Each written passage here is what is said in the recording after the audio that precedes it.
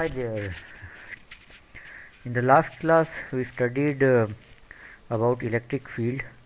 We studied that if there is a charge q, okay, it it it creates an electric field around it which is dependent on the distance of this charge q from that position, and we studied that electric field is given by k, where k is the electrostatic constant which we studied in chapter 1. Q is the charge of this charged particle which is creating that electric field, divided by the square of distance r square. And any particle q1, if there is a charge q1, if I keep it here, it will experience a force equal to F is equal to E into, if I place a charge of q1 here, it will, that q1 will experience a charge of F is equal to EQ1. So today, in today's class, we will study uh, how to derive the electric field value for more complicated charge distributions, like if we have a charged ring where charge is uniformly distributed throughout it, or we have a plate, fully charged plate, and what is the field at a distance which is say d or d away from the center. So let's start going on it. I have made, to save time, I have made some drawings earlier only. Charged ring. So this is my charged ring. I have a ring here. Now this ring has a charge density of lambda, means charge is uniformly distributed over this ring, and the charge density per unit length is lambda. So lambda is the charge per unit length. So the total charge will be lambda into total length of the circular ring. So lambda is the charge density of charge per unit length at this circular ring. Now let us try to find out, because of these charges, what will be the electric field at a point say P, which is at a distance of d away from the center of this ring. Let the radius of the ring be r. Okay, so now because the charge is uniformly distributed over this ring, because of this small amount of charge, there will be some electric field at this point. Because of this small amount of charge, there will be some electric field at this point. Because of this charge, there will be field at this point. Because of this charge, there will be field at this point. Okay, and the total field will be the resultant vector sum of all the electric field, because of all the small charges which is distributed throughout this ring. So this is a tougher problem. Let us simplify this problem. Let us not worry about full ring. Let us worry about a small portion, say ds, which is here. Okay, so let me take a very small length ds. Okay, and for this ds, how much charge will this small length ds have within itself? This small length ds will have a small length of lambda into ds charge, but the total charge inside this small length is, because the charge per unit length is lambda and the total length is ds, small d means incrementally. If you go to your maths classes for differentiation, we define small lengths by this prefix d. So ds is a very small, very small length, and the total charge contained in this, within this very small length ds, is the charge per unit length lambda multiplied by the small length ds. So total charge, small charge dq, small charge dq is equal to lambda ds. Now because of this small charge dq, what is the electric field at this point? Okay, so we know that electric field at this point is directly proportional to the distance from the charge to this, or inverse, sorry, it depends on the inverse square law, is inversely proportional to the square of distance. It follows the inverse square law. So I have to first find the distance, and the direction will be, so the direction will be away, this direction. Okay, I am assuming this is a positive charge. So for positive charge, the electric line of force will go away from that charge.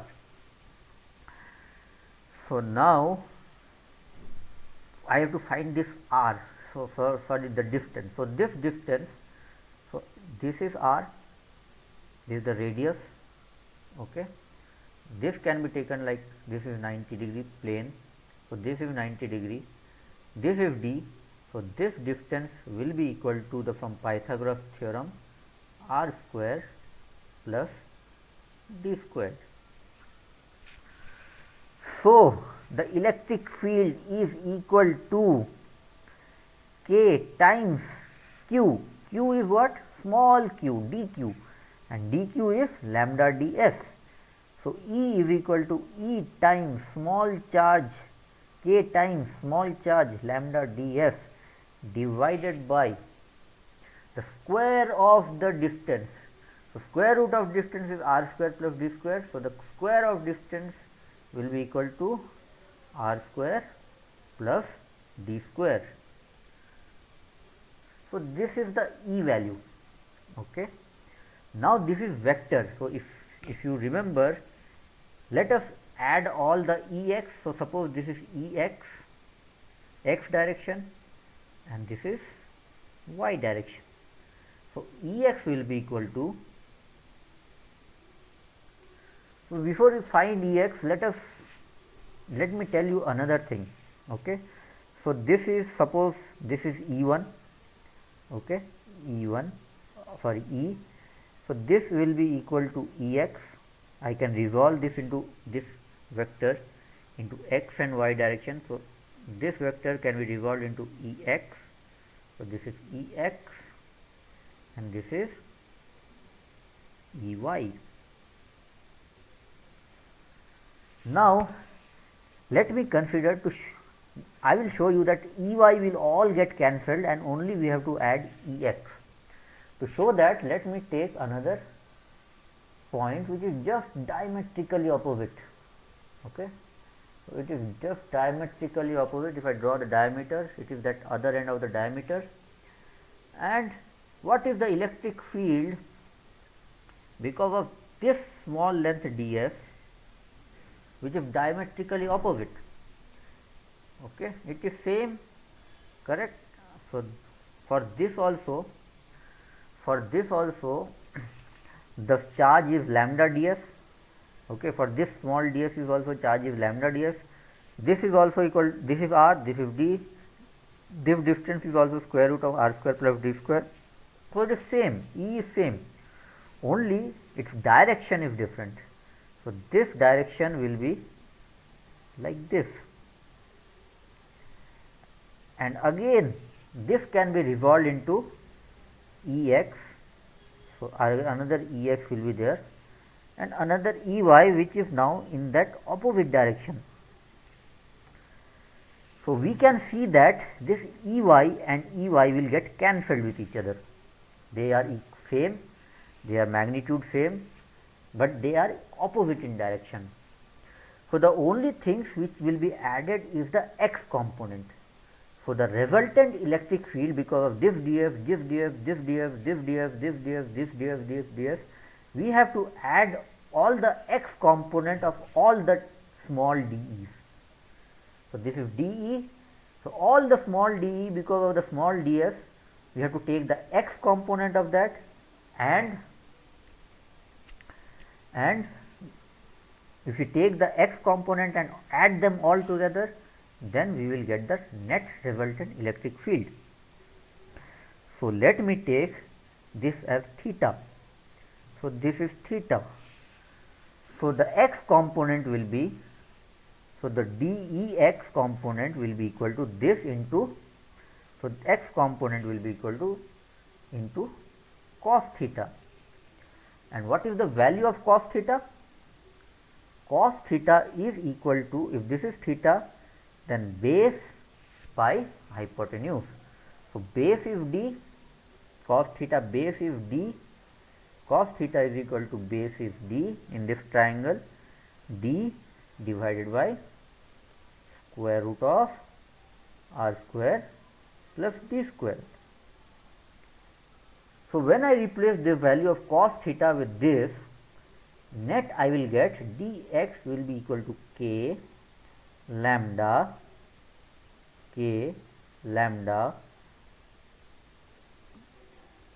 ds.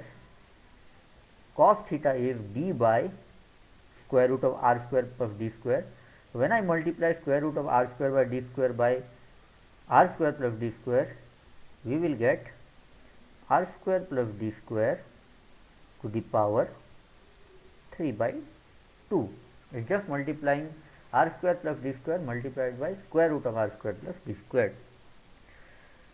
For total electric field addition of all will be integration of dEx.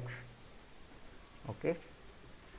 So when we integrate this dEx, we will get the total summation of all Ex and the net electric field. So this will be, we have to integrate on both sides. So net E will be equal to, now let us see, K is a constant. Okay, so K comes out of integration. Lambda is a constant because I am not changing the charge density. So lambda will come out. Okay, D, I am computing at this point. I am not increasing, decreasing. I am just computing what is the value of E at this point. So D is not changing. D will come out. R radius is constant. D is constant. So this term is also constant. So this will also come out of the constant of integration. It will become r squared plus t squared to the power 3 by 2. So what is left in the integration finds? Only this ds. Okay. And what is the value of ds? What is the value of ds? Integration of ds? Integration of ds is nothing but summation of all the small ds, small ds. So what is the total length of this circle? And what is the total? So integration of all the small length is the total length of the circle. So and what is the integration? What is the final value? What is the total length of this circle? It is nothing but 2 pi r. So this becomes K, let me put D first, and then lambda divided by r square plus, divided by r square plus d square to the power 3 by 2, and integration of ds is the total perimeter of this circle, total length of this circle, which is equal to 2 pi r. Now what is lambda into 2 pi r? Lambda is the charge density per unit length and 2 pi r is the total length. So charge density per unit length multiplied by total length is total charge. So this term I can replace by the total charge on the ring. Charge per unit length into total length is the total charge. So finally the magnitude of E is equal to K D Q by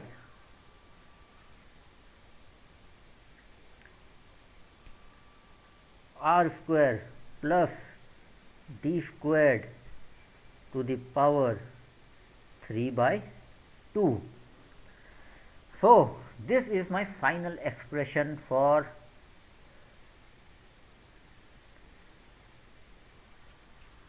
this term. Did I miss anything? Let me check back. Okay, so cos theta is d by this, so d is there. Okay, so d by, okay, so I think we have got it. K dq by r square plus d squared to the power 3 by 2. So this was good. And what will be the direction? The direction is along the x axis. This is the direction of the electric field at a point which is on the axis of the ring. Now let us make this thing more complicated. Okay. Now instead of the ring, let me see. Okay. So instead of the ring, let me take a full plate. Earlier we had just a ring. Now we are deriving what will be the electric field at a point P, which is again at a distance d from here. Okay, which is at a distance d from here, and the total radius, let me say the total radius is capital R. Okay, the total radius is capital R.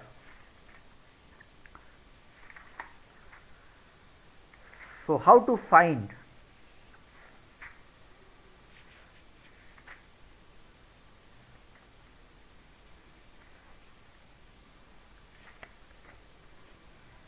For a plate. Now again, like we did for the last time, again we will break up this problem into smaller problems. Okay. So what is the smaller problem? Let me take, okay, let me take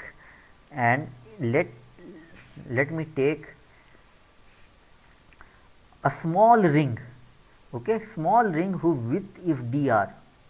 Okay, and so what I am going to find is what is the electric field at a point P, which is d distance apart, of a disk whose radius is r and whose surface charge density. Surface charge density is sigma. Surface charge density means total charge per unit area. Surface charge density is charge per unit area. So the surface charge density is sigma of this plate. What is the electric field? So the charges are uniformly distributed throughout this plate, and I am going to derive what will be the, or find out what will be the electric field at this point, which is d distance apart. So to do that, last time we had found that due to a small ring, when we had a ring, okay, the electric field was given by K Q D by r square plus d square to the power 3 by 2, where Q is the total charge of the ring. Okay. Now to find out this answer, I will divide this into small rings. So this will be my first small ring, then this will be my ring, this will be the ring, and add all the electric field, because of this ring will give an electric field. This ring will give an electric field in this direction. We had studied that it will give an electric field in axial direction. This ring will give an electric field in axial direction E1, E2, E3, and the net ring E will be addition or integration of all the small e's. So for a general ring E, okay, for a general ring E which is at a distance r, small r, okay, whose radius is r, okay, whose radius is r, and whose thickness is dr. Okay. So what is the charge within that ring? The charge within that ring is the surface charge density into the total area of this small ring. So, first small area, let us find out what is the small area of this small ring. The small area is dA is equal to 2 pi r, the length of this ring, total ring, multiplied by the thickness of this small thickness dr of this ring. Okay. So, this is the small area. So, small charge dq will be equal to how much? The small charge because of this on this ring will be sigma times this surface charge density multiplied by this small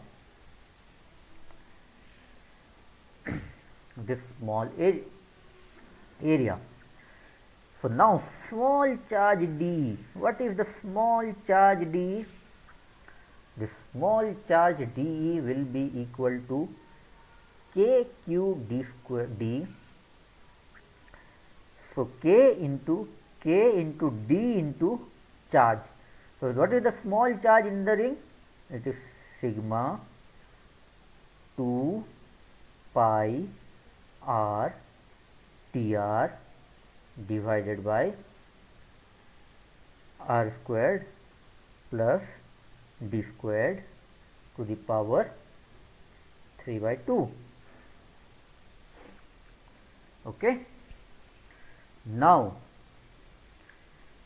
so what is the total electric field? So, this electric field small de because of this small ring with this ring with small thickness dr is equal to k d sigma 2 pi r dr into r square plus d square to the power 3 by 2. So, what is the net electric field? Net electric field is nothing but integration of dE. So, integration of dE from 0 to E, and integration, so r will be taken from 0 to full capital R, from 0 to capital R. Okay. So, this integration can be done by, so E will be equal to, let me draw it so that I have more space in future, or write it. So, E will be equal to k will come out of integration constant, d is constant, I am not changing d. Okay. Sigma is constant, surface charge density is constant, 2 is constant, pi is constant, r is not constant, r we are changing from 0 to capital R. Okay. So, r leaves, okay, r dr by r squared plus d squared to the power 3 by 2, and this goes to from 0 to r. Okay. So, now this is a simple integration problem. Okay. This is an integration problem. How can we do this integration? I will not do this fully, but I will give you a hint, and this is a exercise for you to figure out what will be the value. In the next class I will tell you what is the final answer, but or you can go and look in the book also for the final answer, but all that needs to be done is just evaluate this integral, and I will give you a small hint how to evaluate this integral. What we have to take care is, let us take r squared plus d squared, let us say it is equal to z. Let us take z. So, d is a constant. So, let us differentiate both sides. So, if I differentiate both sides, d and d, so dr squared plus d of r square plus d square is equal to dz. So, when I differentiate, if d of r square is nothing but 2r dr, so it is better to take this 2r inside only. Okay. So, 2r dr, and differentiation of d squared will be, because d is a constant, is 0, 2r dr will be equal to dz. Okay, so this numerator just becomes integration dz, and the denominator becomes, because r squared plus d squared is z, so this becomes z to the power 3 by 2. Okay, and when, so r squared, what we had taken, when r squared plus d squared is equal to z. Okay, so when r is equal to 0, z is equal to, when r is equal to 0, then z is equal to d squared. When r is equal to r, when r is equal to r, z is equal to r squared plus d squared. So this limit will go to d squared plus 2 r squared plus d squared. And now just you have to solve this equation, which is pretty simple to solve, and I leave it to you as your homework to solve and give me the final value of E in the next class. Okay, next class we will discuss this final value and then move on to Gauss theorem.